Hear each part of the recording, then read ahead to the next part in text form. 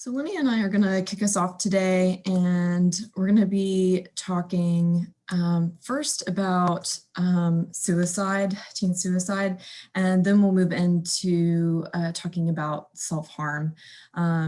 So to kind of start us off, let's look at why this is relevant. So looking at the scope of the problem. Suicide rates are increasing in adolescents and young adults. I took this graph from an article by the CDC. Their age range for this study was ages 10 to 24, so that's why I've included adolescents and young adults. And so this data was looking at homicides and suicides. Of course, we're not going to focus on homicides. We'll be looking at the suicide rates there. And it's shown that from 2007 to 2017, suicide rates have increased 56%. So this is really continuing to be a really relevant issue and salient issue. Another thing to note too is for adolescent, suicide is the second leading cause of death, the first one being accidental death. So this is particularly relevant for this population. This also brings us to your role as faith leaders, youth ministers, and suicide prevention and self-harm intervention. Several things here. I mean, because clearly this is so very needed around suicide prevention, many adolescents may feel more comfortable talking to maybe their youth minister or faith leader before they might want to talk to their parents or even begin to see a mental health professional. So youth ministers, faith leaders may feel easier to access, easier to talk with than other authority figures in their lives. And because of this, faith leaders and youth ministers have a unique opportunity to intervene for young people who might not have otherwise sought help or reach out or told somebody about suicidal thoughts or some of these warning signs that we'll talk about for that, or self-harm. And so because of this, you have this opportunity to be kind of this first line of defense and can provide resources, be a resource to these young people. What we'll talk about also in this presentation is the importance of social inclusion and social supports like churches and faith leaders, as well as providing other referrals and resources. Because also in doing some of this work around suicide and self-harm, we can't be alone in this. We need to do this as a team and as a community too. As we're talking about suicide, it's incredibly important that we first kind of talk about what are the risk factors, warning signs, protective factors for suicide, in particular in this conversation for teens. And before we get into some of those examples, I'll give examples of each of these in the coming slides. But first, it's really important that we talk some about the differences between risk factors, warning signs, and protective factors. For risk factors, for suicide, that might mean somebody is at heightened risk for suicide. These could be maybe historical factors that the research links to increased risk for suicide, but these risk factors may not tell whether or not somebody is at immediate risk, like currently today at risk for suicide.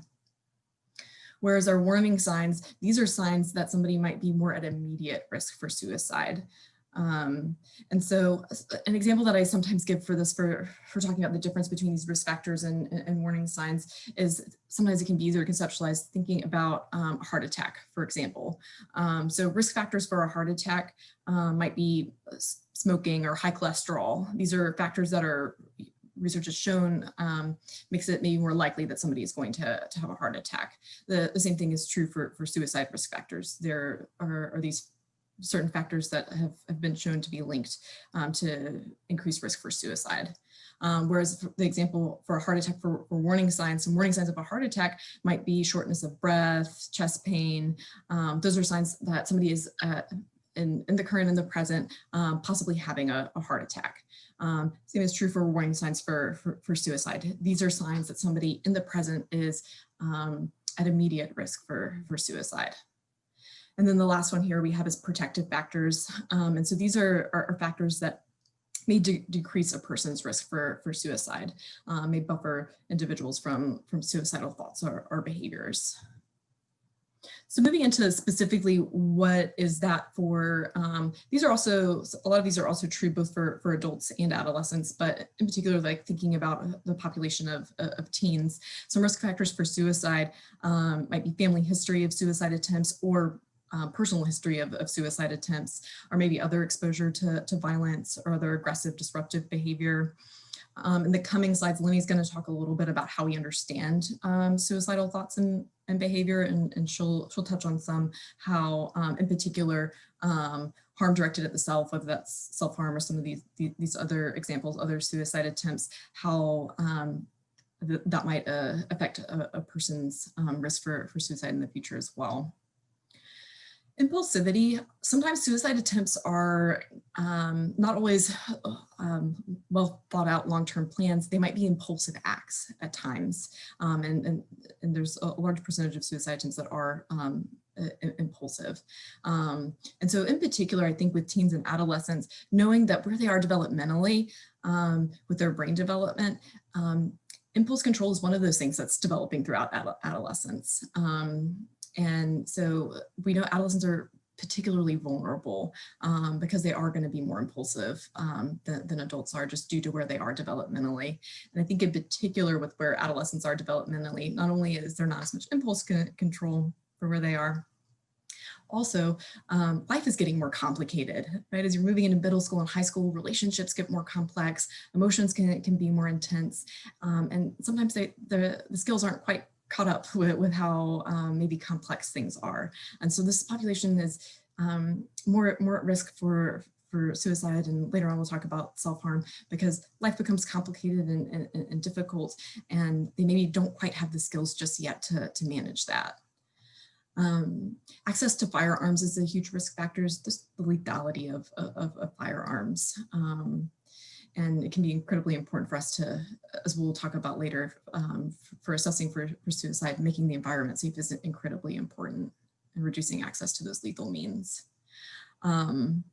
Bullying, this is a huge risk factor for adolescents. And as we're going to talk about a little bit later, as we understand suicide, one of the major reasons somebody might move towards suicide as an option is thwarted belongingness. And Lenny's going to go into that a little bit more. But if somebody is being bullied, has a lack of social connection, is feeling kind of isolated from peers, especially developmentally where adolescents are, social inclusion, peer relationships are incredibly important. So this absolutely increases their risk for suicide. Feelings of hopelessness or helplessness. If somebody is feeling trapped, stuck where they are, and don't feel like there's a way out for them, suicide may offer be a thought that comes up, because maybe that might offer some relief. And then lastly, acute loss or rejection. Sometimes there might be a lot of these risk factors showing up, but then there can be this acute loss or rejection that can then be kind of a tipping point for somebody, so to speak, maybe the straw that broke the camel's back. So that can also kind of set the stage, so to speak, for suicidal thoughts or behaviors. Moving into warning signs. So these are the, like I was saying earlier, warning signs. These are signs that somebody might be at immediate risk for suicide, and things that maybe kind of to keep an eye out for. And maybe, as we'll talk about later with assessing suicide, if maybe you're noticing some of these coming up, it might be helpful to continue to assess and ask more questions. So some of the ones that might be common for teenagers, changes in eating or sleeping habits, kind of changes in their routines, frequent or pervasive sadness, so maybe signs of depression, withdrawal from friends, family, regular activities, things that maybe they typically would enjoy doing, no longer engaging in those anymore. Frequent complaints about physical symptoms. This one in particular can also come up in adults too, of course, but especially for adolescents who may not have much of an emotional language yet for what's going on for them. Sometimes the emotions may come out physically through stomach aches, headaches, fatigue. Another thing might be a decline in the quality of schoolwork. So if maybe they were performing well or average in school, and then that worsens. Preoccupation with death or dying. So noticing if the teen is, some of these things are coming up in what they're talking about. maybe neglecting their personal appearance or personal hygiene. Then some other behaviors like running away from home or engaging in other high-risk behaviors, whether that's self-harm, like we'll talk about a little later, substance use, other things that might be considered more risky, could be signs, warning signs for suicide or that they're struggling. And not that if any one of these is showing up, you know, that doesn't necessarily mean that they're at immediate risk for suicide, but if you start to notice some of these things, these might just be signs that the teen is struggling, and might be some room for asking some more questions about how they're doing, and maybe even assessing for if they're having any suicidal thoughts. This is what we've already talked about. These are the warning signs for teen suicide. I just like this acronym. It's FACTS. It might make it a little bit easier to remember some of these warning signs. So feelings like that hopelessness that we've talked about, actions, changes kind of in their routine or just any changes in their behavior, any threats, or talk of death or suicide, and then stressful situations. So this kind of goes over both some risk factors and some warning signs that might be an easier way of holding it in mind and remembering it.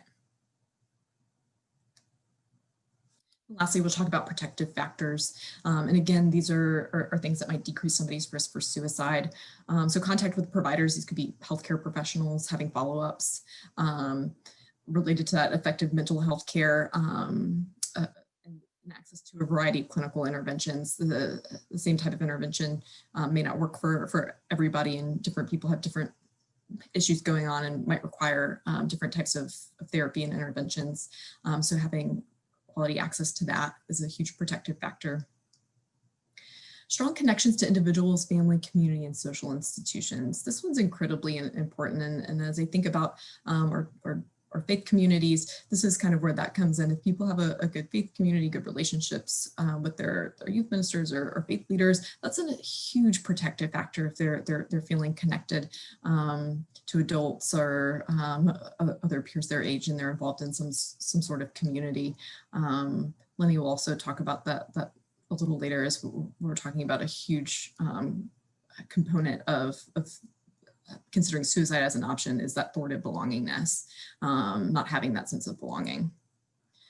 And lastly, the problem solving and conflict resolution skills. So there's also, certainly there's external things like having effective health and mental health care and strong social connections, but also having some of these internal resources of problem solving, coping skills, conflict resolution skills, that is also a huge protective factor too.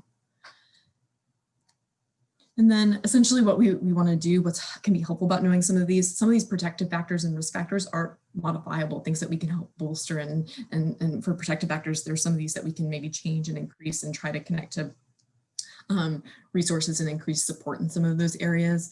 And then if there are risk factors or warning signs that we can intervene in and reduce, that's how we want to move forward and treat this issue. I'll hand it over to Lenny to talk about Joyner's theory of suicide, so how we understand suicide. Thank you, Sonia.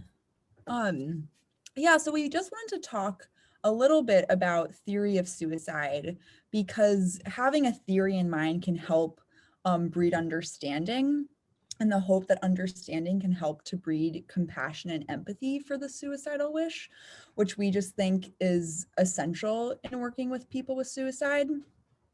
And having this theory in mind can also help to hold in mind these risk factors and warning signs that Sonia just reviewed, as well as more intuitive intervention of how to move forward with a person when a person comes to you with a suicidal thought or a suicidal plan. And we pull from Joyner's theory specifically because we really think it helps to conceptualize suicide as something that isn't selfish. People often think of suicide as a selfish act. And Joyner's theory in particular really helps to produce more understanding and move it away from an idea of selfishness. So Thomas Joyner is a researcher at Florida State University. He exclusively studies suicide. And according to Joyner, an individual will only die by suicide if they have the desire to die by suicide and the ability to die by suicide. So how does someone develop the desire? for suicide. Joyner would say that they have to have 2 sustained psychological states in order for the desire for death to emerge. Those states are thwarted belongingness and perceived burdensomeness. So thwarted belongingness is the sense that I'm alone, like the perception of oneself as socially isolated, not belonging to anything or anyone. We know that feeling accepted is a fundamental need for one's psychological well-being, one's emotional well-being, throughout the lifetime and especially in adolescence. And we can see that when there's more social connectedness, like by way of marriage or kids or friends, or moments of people pulling together like around celebration or sporting events like on Super Bowl Sunday, rates of suicide go way down. The other psychological state is perceived burdensomeness, the sense that I'm a burden. The perception that one's death will be worth more than one's life, that this idea that I will be doing my loved ones a favor by killing myself. But Joyner would say that this psychological state, this desire for suicide, isn't enough in itself for a person to kill oneself. They have to have the ability to engage in suicidal behaviors, and the way they develop that ability is through acquired life experiences. This is because we're all born with an instinct to preserve ourselves, to stay alive, to avoid death. We're born with an instinct to fear death. And this instinct is weakened with exposure to physical pain or provocative life experiences. These types of experiences produce fearlessness and insensitivity to pain. And the type of experiences that can do this are things like childhood trauma, physical, emotional, verbal abuse, witnessing a traumatic event, starvation. There's a very high rate of suicide amongst the eating disorder population, self-harm, and exposure to others' pain and injury. Exposure to events that might undermine the integrity of one's body.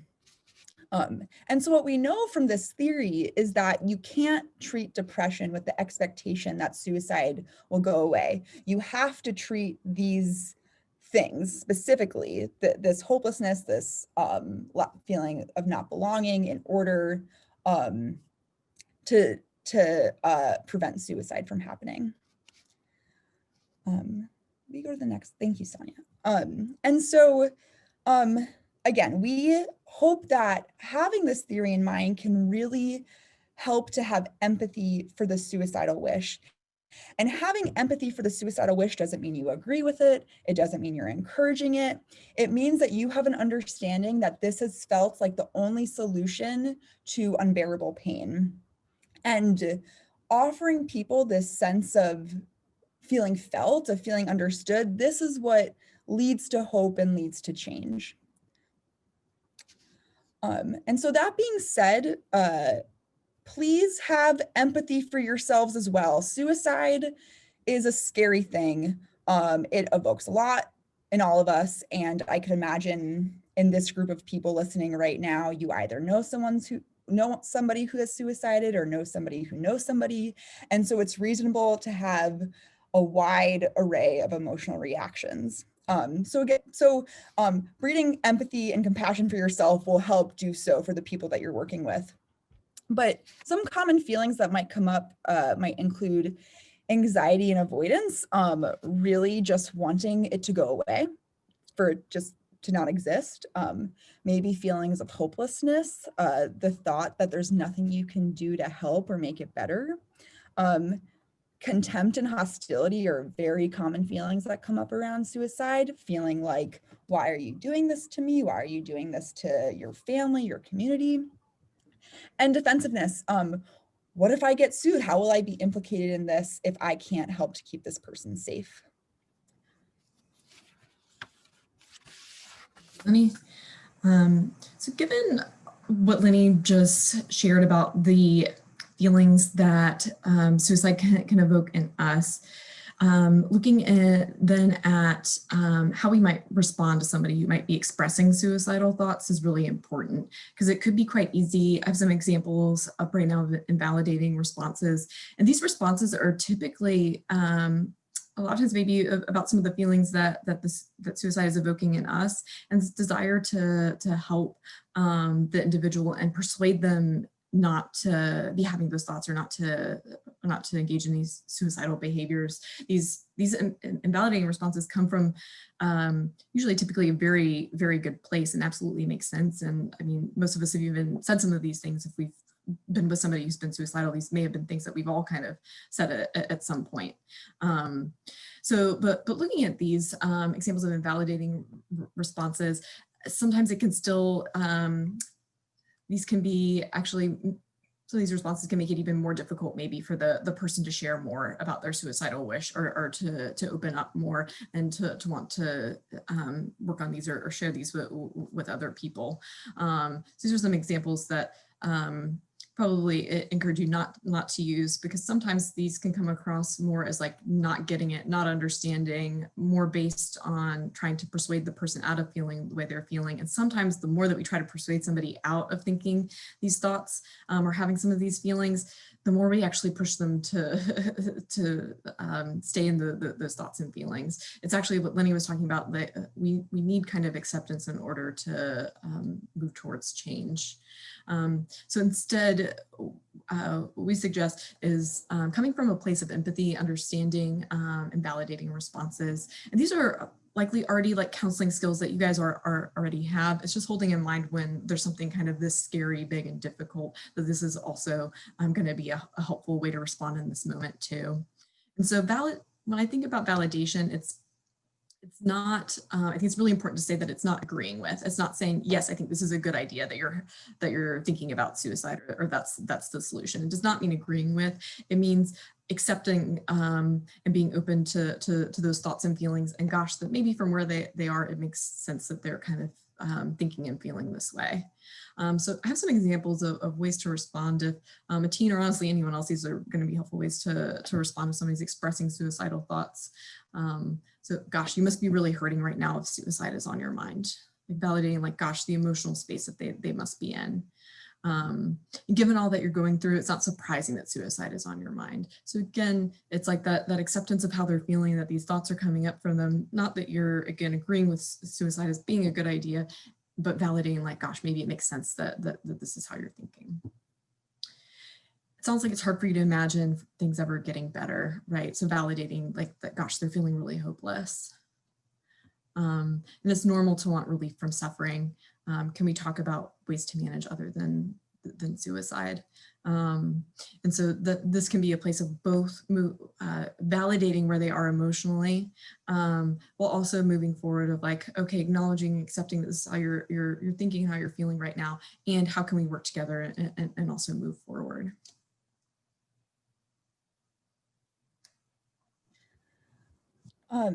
So when you find yourself in a moment of actually assessing someone for suicide, first and foremost, don't be afraid to ask.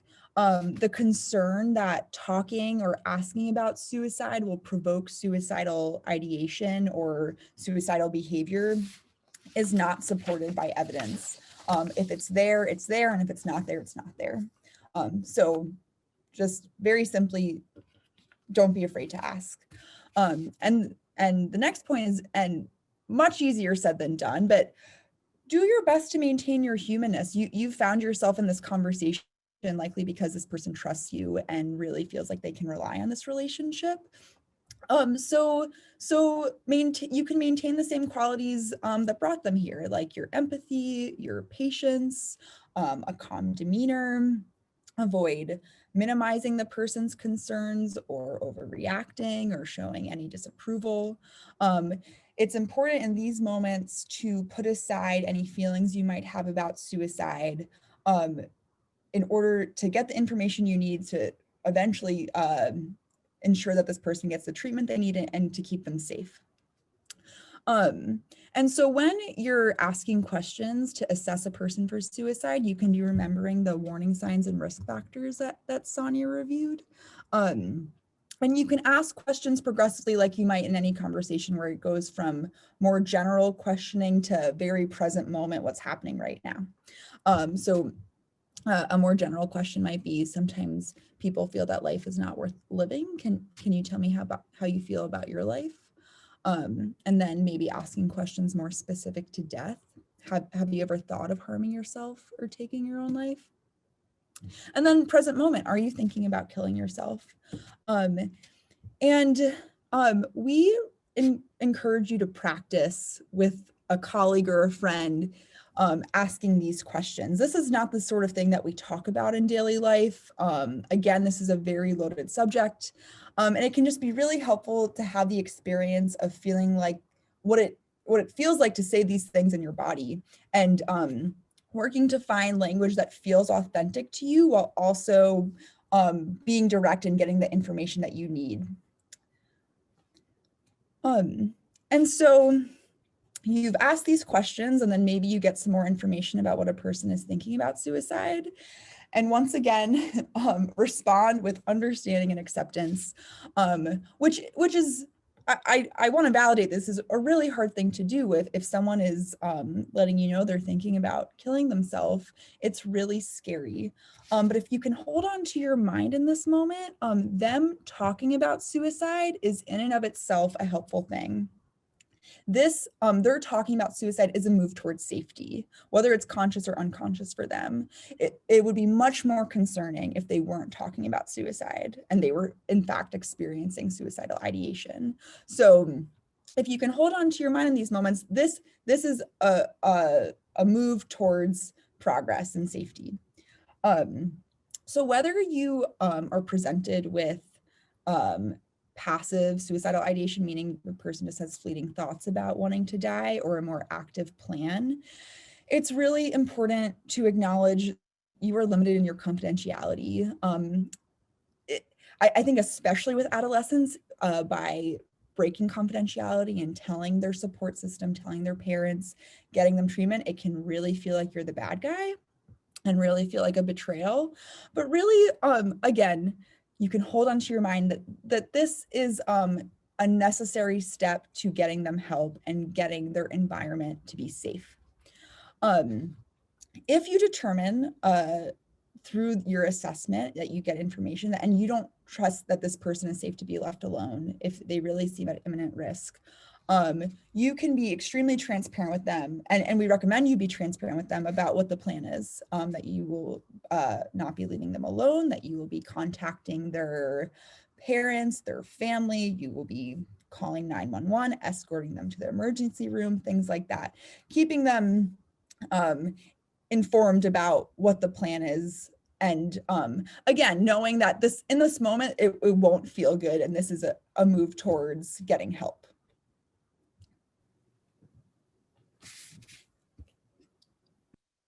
The next part of our presentation, we're going to be talking about self-injury or self-harm. And so I'll refer to it during this part of the presentation as non-suicidal self-injury, or NSSI is what I've abbreviated it to. And so sometimes self-harm can be kind of difficult to understand if you may not had experiences with it, or maybe not in a role like Lenny and I are in, where we're doing this pretty regularly, working with this. But for kind of defining what self-harm is, it's an intentional harm to the self without the intent to die. So this is different than like a suicide attempt. This could include almost anything that's harm to the self, but a lot of times the most common form is cutting, but they could also be burning, hitting oneself, or hitting a body part on something, like banging the head on the wall, something like that. It could be interfering with a wound healing, pulling hair, scratching. Those are all ways that people self-harm. And I'll get into the details of this on the following slide, but it can meet several different needs for people. Teens might help with meeting kind of emotional and interpersonal needs. It feels useful with several different things for a lot of people. And then I think the other important thing for us to talk about is also the relationship between suicide and self-harm. That yes, these are suicidal thoughts and behavior and self-harm behaviors are two different things. And there's also a relationship between the two as well. Somebody who is engaging in self-harm, that is a risk factor for future suicidal thoughts and behaviors. People who self-injure are about 3 times more likely to consider or attempt suicide than people who do not self-injure. Part of my thoughts on that is what Lenny shared earlier about kind of if, we all have this self-preservation, that maybe this fear of death, right? But if somebody is regularly attempting suicide, hurting themselves, whatever, it can start to decrease that fear. And so I think that's part of why somebody who self-harms might be more likely to eventually kind of consider suicide or attempt. Like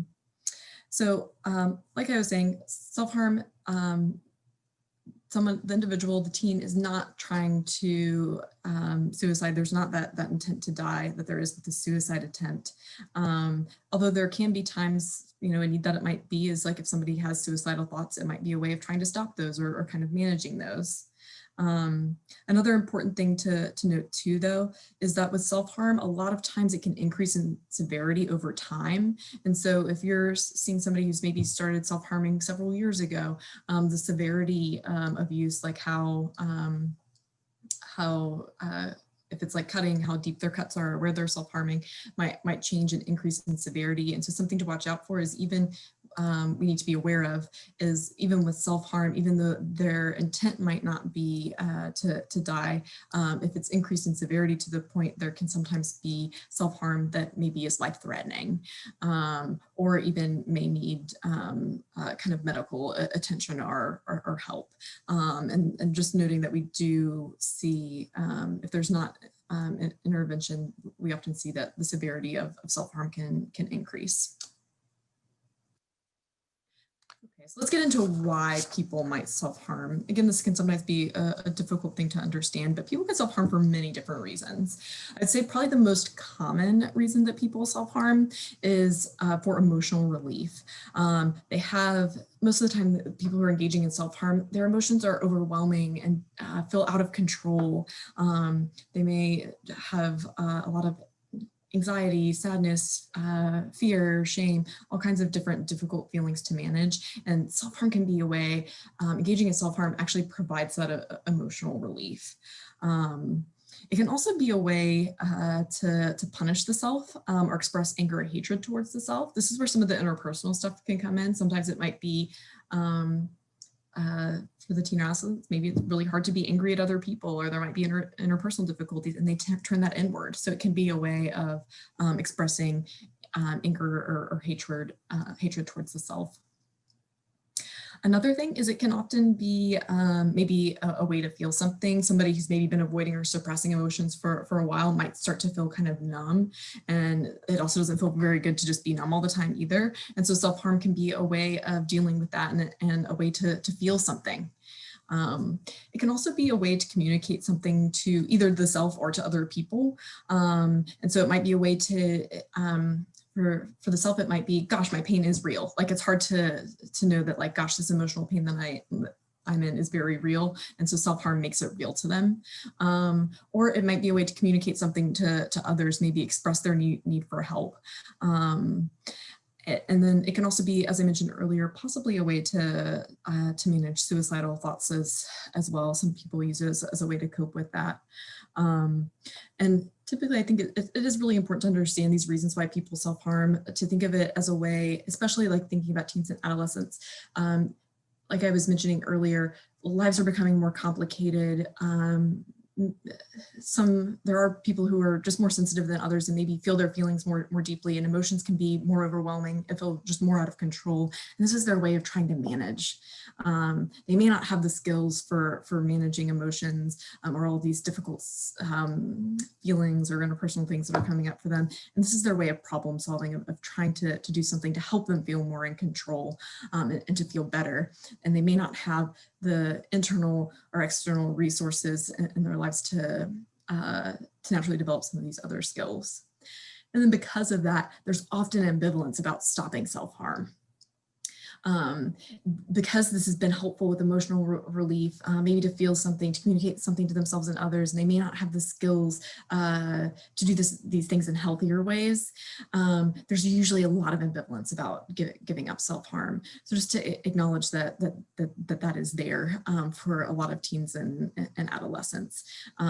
They need to find other skills of managing emotions in our personal relationships. That also takes time, and self-harm is fast, quick, and reliable. So acknowledging there's definitely likely going to be some ambivalence if this is something a kiddo is dealing with. Yeah, so we want to talk a little bit about the scope of the problem. These numbers are a little bit old, but what you should know is that self-harm is on the uptick. There's a real social contagion factor amongst adolescents with self-harm. So it's growing exponentially and becoming more and more of a problem. But this is to talk a little bit about who is self-harming, but we suggest taking this with a grain of salt. Many self-reports are faulted by the self-selecting bias. The very people that are willing to fill this out aren't necessarily representative of the people that are all struggling with the issue. So it'll require you relying on what you know of your relationships and what you know of the people in your community, and looking out for warning signs and intuiting when you're concerned about someone.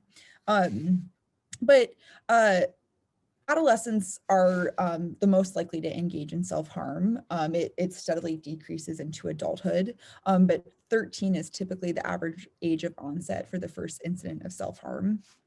And girls are much more likely to report self-harm and receive help and treatment for self-harm. Again, though, boys, it's quite likely that boys are engaging in self-harm, but with the way gender is socialized in our world, that they're much more likely to acknowledge if they're having a hard time or if they're suffering, and to ask for help if they're suffering. We couldn't find specifics on trans or non-binary teens, but hold in mind that members of the LGBTQ community are much more likely to be at risk for self-harm. And what we could find is based on sexual identity, that gay and bisexual people are higher risk than heterosexual people of engaging in self-harm. And according to this survey, white people are more likely than non-white people to engage in self-harm.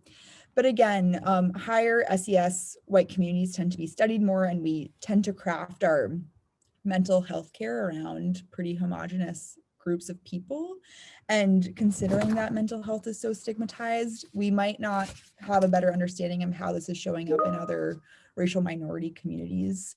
So these stats say it's a white issue, but we're not so sure that's likely. And Sonia touched on this, but methods of self-harm can be, the thing we think of is cutting, but there are many ways that people self-harm. And if you can hold in mind that, expand your definition of self-harm a little bit, that it's a way of hurting oneself on purpose and releasing emotional pain. And I'll get into the next sign of recognizing signs of self-harm, but if there are members of your community that appear to be struggling, you would want to get them help no matter what, whether they're engaging in cutting, hitting, or burning, or anything else. So there are obvious signs of self-harm, of course, like marks on one's arms or legs, or wearing long sleeves and pants in hot weather. But the reality is that people self-harm in places we can't see. So it really, again, requires you to rely on your relationships and what you know about the people in your community, and looking for atypical behavior. You might be looking for impulsivity or unstable behavior. Maybe you're noticing difficulty in relationships or withdrawing from relationships, or you're just noticing a general experience of being overwhelmed by their feelings, which might suggest that they're seeking means outside of themselves to help them cope, like self-harm. And then I know we're getting pretty redundant here with the curiosity and care, but when you find yourself again in a conversation about where you're assessing someone for self-harm, openness and curiosity, these things that really scare us, like suicide and self-harm, evoke so much fear in us and so much of these other feelings we've discussed. And the self-harm and suicide for a person are often things they feel a lot of shame about and want to keep in hiding. And so you just always want to be in these conversations with an ethos of openness to help draw the person out. So some progressive questioning you might be able to ask is, did you intentionally hurt yourself? Just really doing some basic assessment, whether this was intentional. Then assessing, was this suicidal in nature or self-injurious? Did you intend to die when you tried that? And what were you hoping it would help with? I think that's such a lovely question that can help you get to maybe the source of what led someone to hurt themselves. And then asking, where, how, what was the severity? The person might require medical attention depending on how deep their injury was. Asking how frequent and how long, and have they told anyone? Are they getting help for this? Or is this something they've been keeping to themselves? So that leads us into how we might respond to self-harm, and some of our recommendations. We've already said this with responding to suicide as well, but and how to respond to it. It's again what Lenny was talking about with curiosity, openness, validation. I think also just to acknowledge that self-harm can also evoke some similar feelings that maybe suicide evokes in us. It can be scary. It can maybe even feel, at times of self-harm, you feel like manipulative, and can produce feelings of kind of like frustration or anger in us too. So there can be all kinds of different ways that we might feel about somebody self-harming.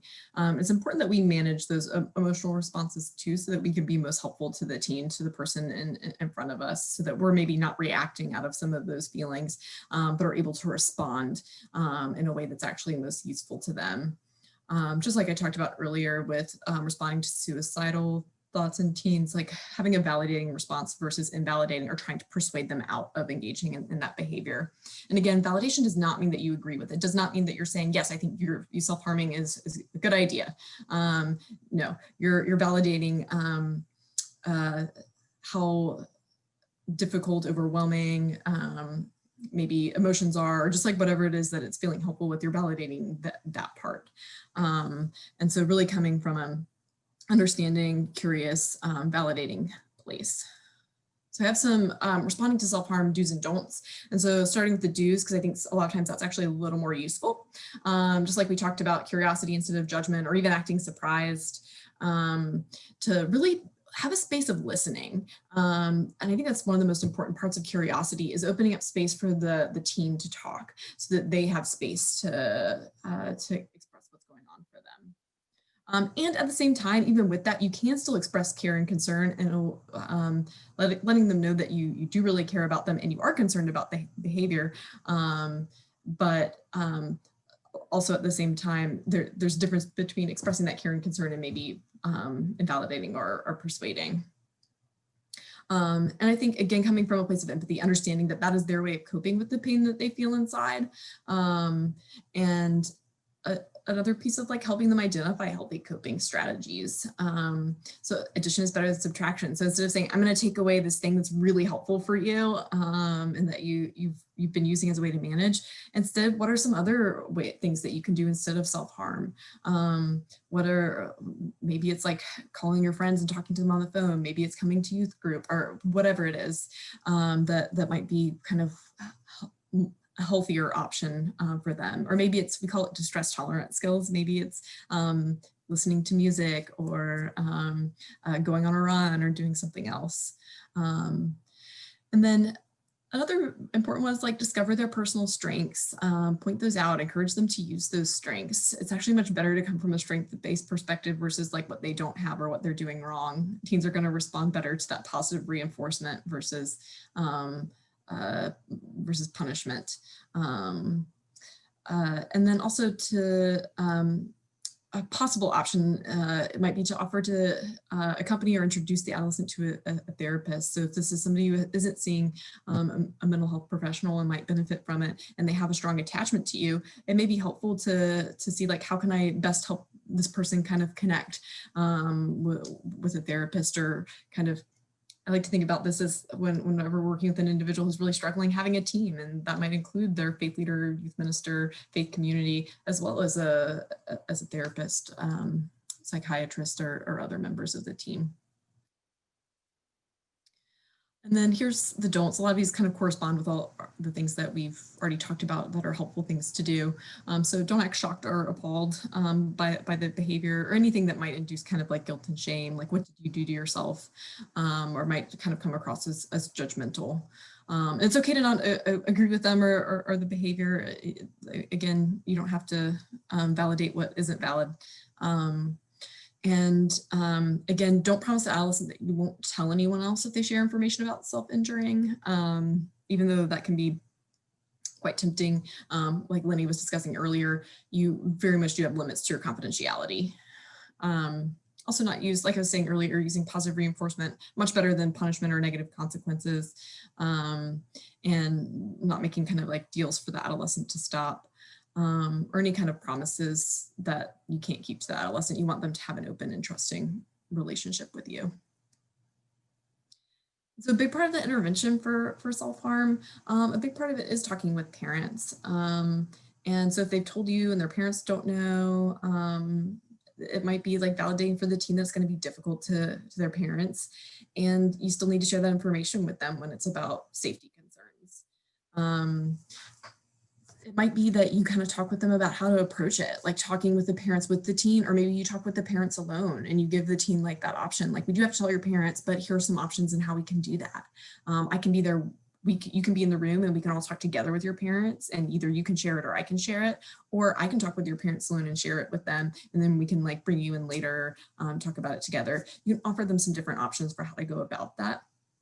And then in your role, it might be educating parents on self-harm and maybe some of the do's and don'ts I just shared, and helping them empathize and understand why their teen might be engaging in this behavior that can be kind of confusing and really difficult maybe for parents to kind of get. And then again, that you don't have to carry this all on your own. Really, they also need a referral to a therapist or getting an assessment somewhere, because they do need some intervention around we call emotion regulation skills. So gaining some skills in how to deal and have better maybe some management over their emotions, and some better coping skills, healthier coping skills. And maybe also a lot of the times working with adolescents, in my experience, it's also intervening with the family. There's also maybe some signs that there's some interpersonal and attachment stuff going on too. And so that's incredibly important as well. And then that brings us to the end of Lenny and my presentation. I know Matt is gonna share his piece in just a moment. Well, thank you to Sonia and Lenny for giving us a nice overview of the clinical aspects of suicide and self-harm. And so now that I know that a lot of people on here are working with youth in faith context or faith communities, so I'm going to kind of talk about kind of the faith aspects of these behaviors, but understanding that, you know, the first thing that is important to be done is to respond to those individuals to get them to the proper professional care that they might need. But then the faith community and pastoral care adds an additional layer of support and care for these individuals. And there's some very interesting newer work that's been done in relationship to these. So let's begin. I always like to start with the discussion of kind of suicide in the context of sin, because really more often than not, this is the question I get in relationship to suicide, which is suicide a sin? Will have families ask me where their loved one is now that they have passed on as a result of suicide, and how that affects their eternal destiny. So, you know, I think it's, you know, important to look historically at what's been thought in the past in relationship to suicide.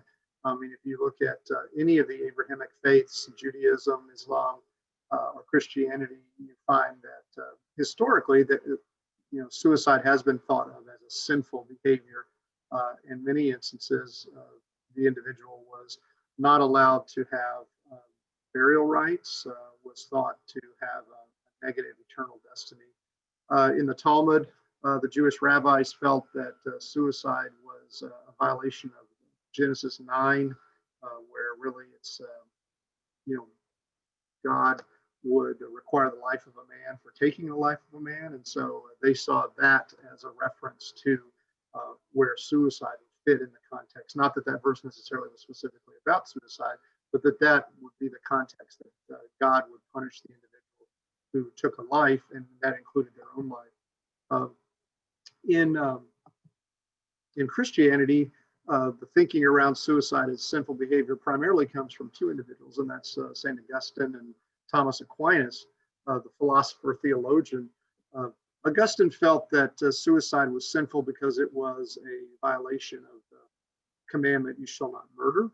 And his writings around that are fairly specific, whereas Aquinas felt that Deuteronomy 32, 39 was really what the problem was, is that it's God who puts to death and gives life. And so to violate that is to kind of try to usurp God's will or power away for yourself and to take your own life. And so they both felt that it was a sinful behavior. And then in Islam, this is just one example. A quote here that just talks about if an individual strangles themselves, they might as well strangle themselves into hell. And same thing with stabbing themselves; they'll be stabbing themselves into hell. And so clearly in these Abrahamic faiths, and I could literally give you an hour-long discussion of all the different references and context of that. But suicide was seen as a sinful behavior, and this has really kind of permeated the discussion within faith communities around suicide. To the point that I, literally last year, I saw information on and a report on a funeral where a Catholic priest really went on and on about the suicide of the teen, about the questioning his eternal destiny. It's pretty hurtful to the family and damaging to them during this kind of a eulogizing time at a funeral. So one of the issues here that we have to take into account before we think about this in kind of a more modern context is the fact that all of these writings, all of these individuals really had no concept of mental health issues and psychological disorders. And they also considered suicide to be a reasoned and freely chosen act, of which it clearly is not. I mean, we think we understand it now. At that point, it really is not a freely chosen and reasoned act. A person does not really fully appreciate what they're doing in that context. And I think you even get some of that discussion from Lenny and Sonia's presentation. So really, in a more present day context of faith, you don't find many faiths that still teach as a faith that suicide is a mortal sin, a sin that will send you to eternal damnation, for which there is no salvation or for which there is no forgiveness. Now, certainly, suicide may be seen as a sin, but at least the way it's approached today, there's a kind of an exception to some extent for individuals who commit suicide as a result of some psychological or physiological dysfunction. And so individuals in Judaism and Islam and Christianity are regularly that have died by suicide given burial rites and honored at the funerals, and recognized as a person that was in distress and that was struggling with a mental health problem, as opposed to someone who made a reasoned and free choice to try to usurp the will of God in some way. So I think that it's still obviously a theological discussion that we can have. And what I'm going to tell you as we get to the end of this, the funeral of an individual who has died by suicide, particularly a teen who has died by suicide, is really not the best place for you to try to make a theological point about suicide. And so we'll talk a little bit of that as we go through. So let's look at some research that's been done in the context of faith and suicide.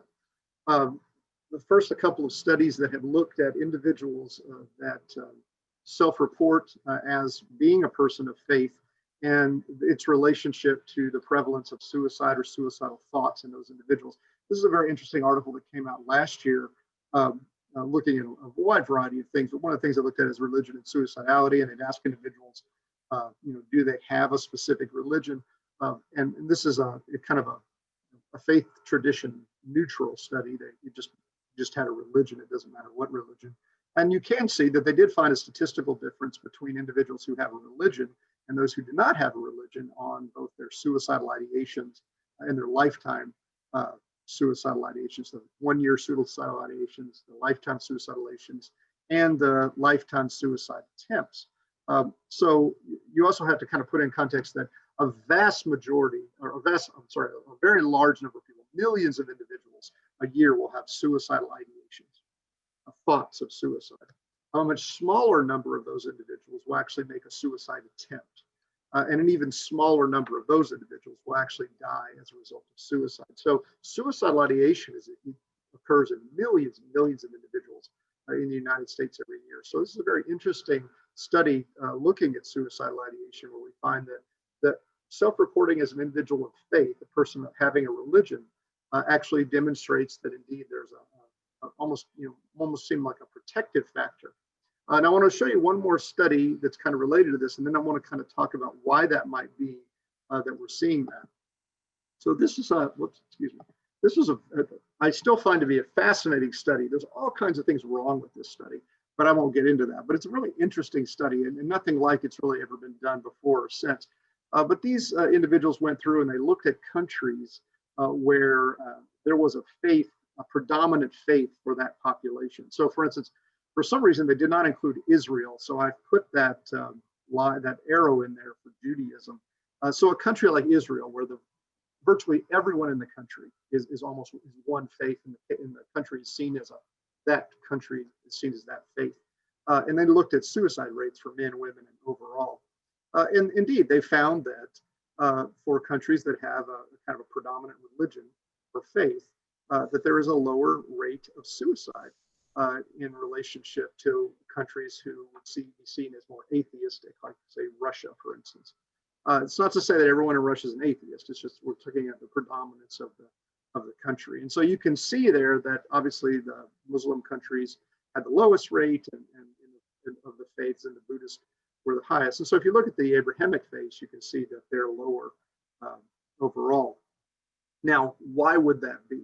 The same thing with the study that occurred right before it. Why would it be that someone who has faith would be, say, less likely to commit suicide? Well, the thoughts of both of these authors and many others has been that it's kind of a cumulative kind of event.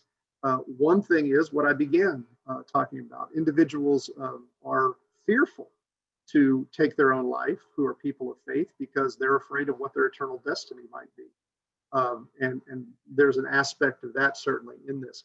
I think another aspect of it is that what we find with more modern research is that individuals that are actively involved in their faith, that see faith as an important part of their life, are actually healthier. They're physically healthier and they're mentally healthier. They have lower rates of depression, they have lower rates of anxiety, they have lower rates of heart disease. The list goes on and on and on. They simply are healthier individuals. And that's even if you control for healthy choices, like for instance, some faiths don't drink, some faiths don't smoke. Even if you control for that, you still find a healthier group in relationship to those who aren't. And the same thing, as I said, can be said for mental health as well. It's not to say that Christians don't commit suicide or Hindus don't commit suicide or so forth, but the reality is that these individuals of faith, regardless of the faith tradition, are healthier than people who are not people of faith. And I think that plays a role in this as well. And so, I do want to say that there is a protective aspect to faith, but I think we have to be careful with that, because some people would say, and I've actually had people say to me, so for instance, I've had people say to me, well, a real Christian would never be depressed. Well, I just don't think that that's a factual statement. I mean, I think we can look in the scriptures, the Christian scriptures, and find lots of people that were depressed that were incredibly faithful people.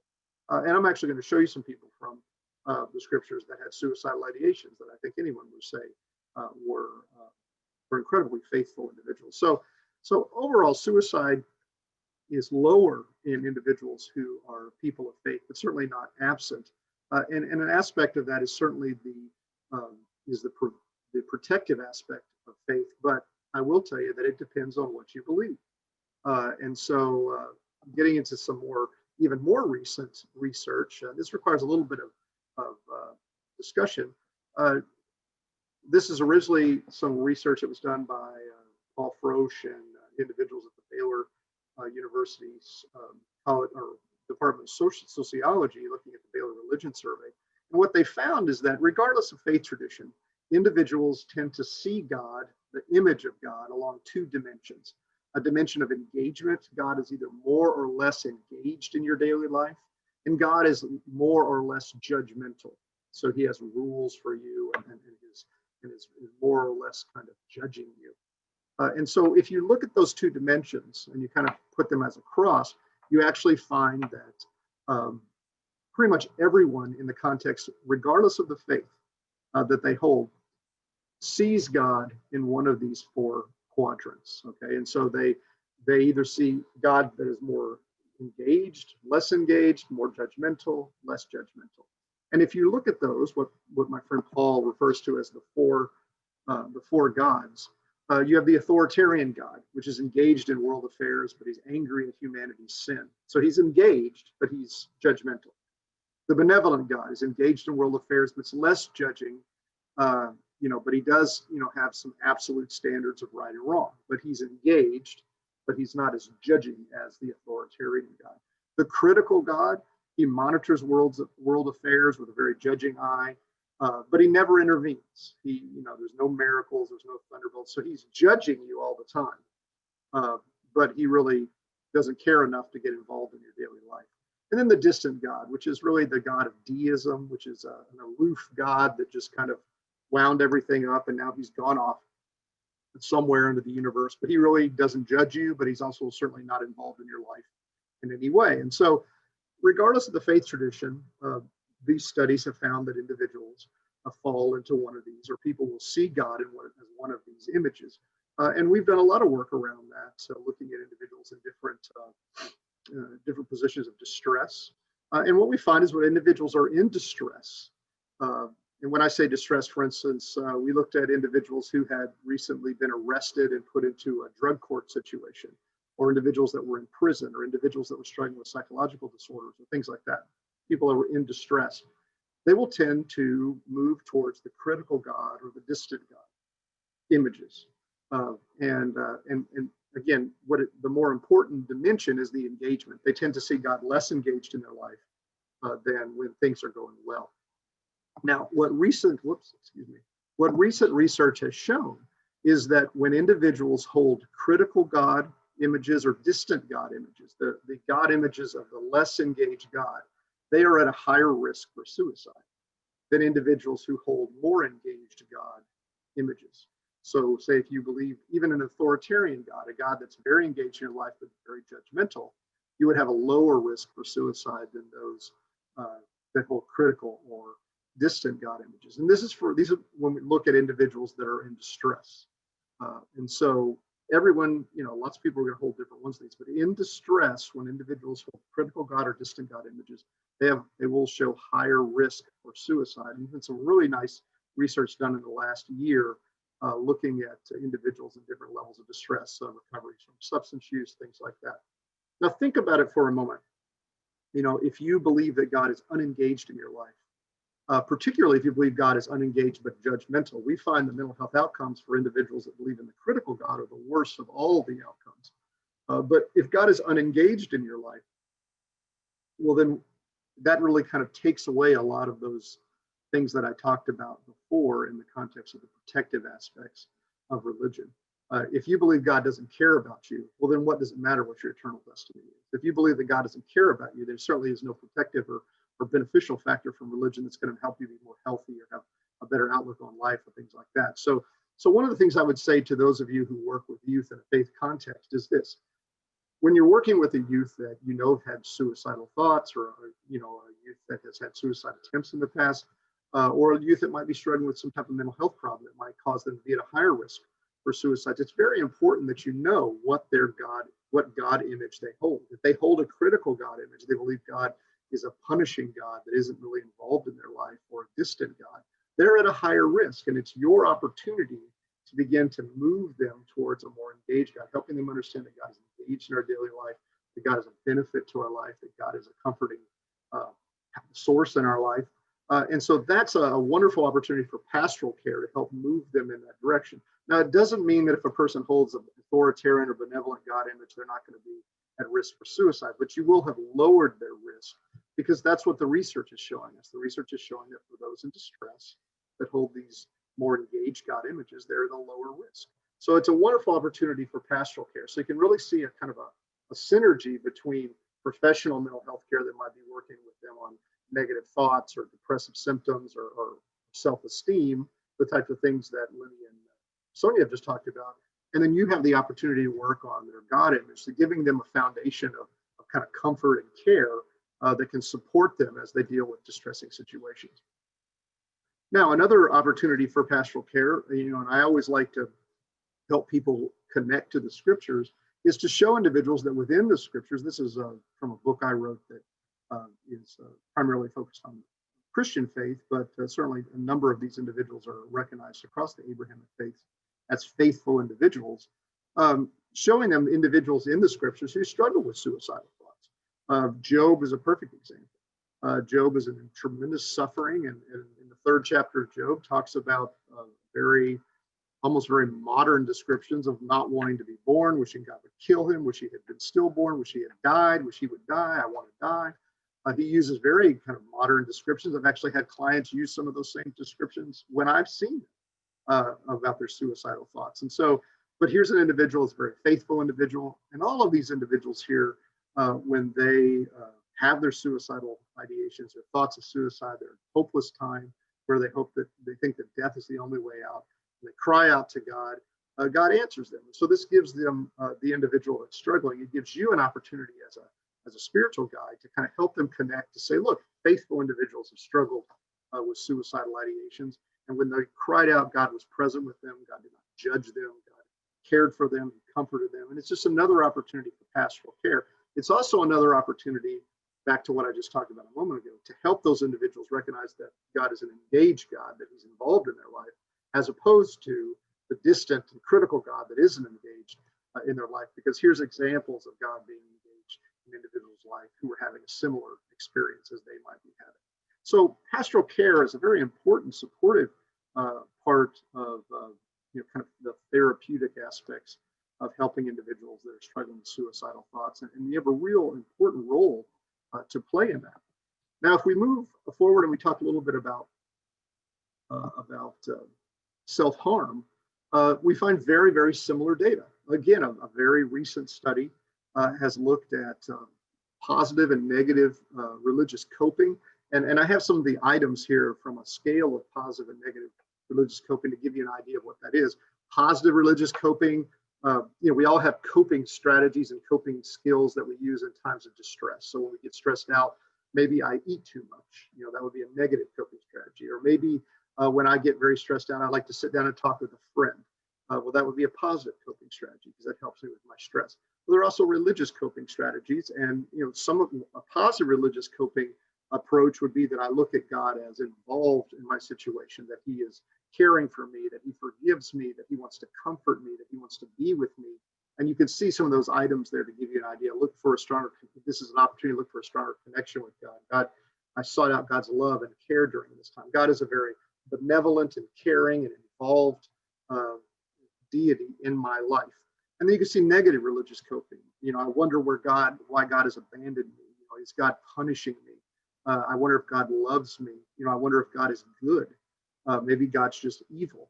And this is where you hear clients will say things to you like, well, I believe my depression is just God punishing me. I think the reason all this is happening to me is because I'm just not a good believer. I haven't done what I needed to do, and God is punishing me.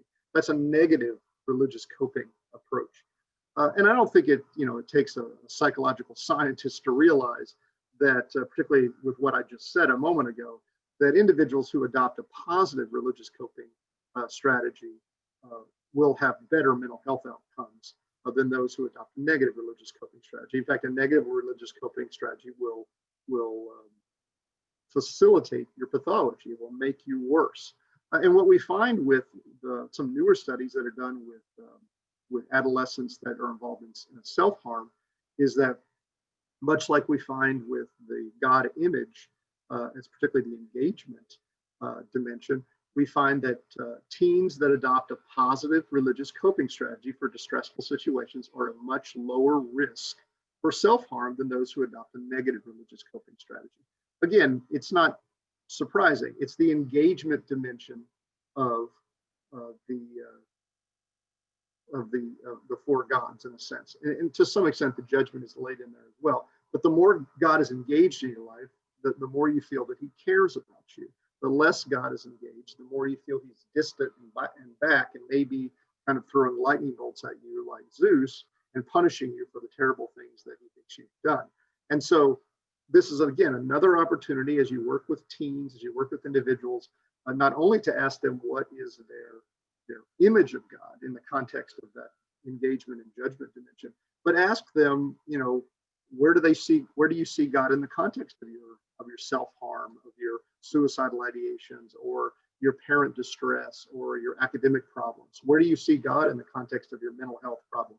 Well, I see God as punishing me. I think that I'm just not a good enough believer. I think that God might not be good. I question his involvement in my life. Well, that's a negative religious coping strategy, and it would be your opportunity to begin to move that individual, that teen, more towards a positive coping strategy, because we know as you move them towards a positive coping strategy where they take in the benefit of their faith, that God is involved, God shows grace, that God cares and loves, we know that is therapeutic, that they will be at a less of a risk of self-harm and less of a risk of suicidal ideations and suicide attempts. It isn't a 100% protective factor that means it's just not going to happen, but you've moved the person in the direction of a more positive outcome, a higher quality of life, much like a therapist would do as they work with them on reducing negative thinking, increasing self-esteem, activating behaviors, positive behaviors. And so there's a huge role here for pastoral care, pastoral counseling in the context of self-harm and suicidal ideations. And it really all is connected to the idea of a God who is engaged in your life and cares for you, that there's a benefit to perceiving God in that way and pursuing and moving towards God in that way, as opposed to those who would see God in a very negative light, that he is distant from me in some way. He doesn't care for me, or perhaps he's punishing me. Now, in summary, a few things that I would say is the Abrahamic faiths clearly recognize now that there's a moral difference between a volitional suicide, a reasoned out suicide where the person's fully in control, and a psychological, and those caused by psychological or physiological factors. And the reality is virtually no suicide is reasoned.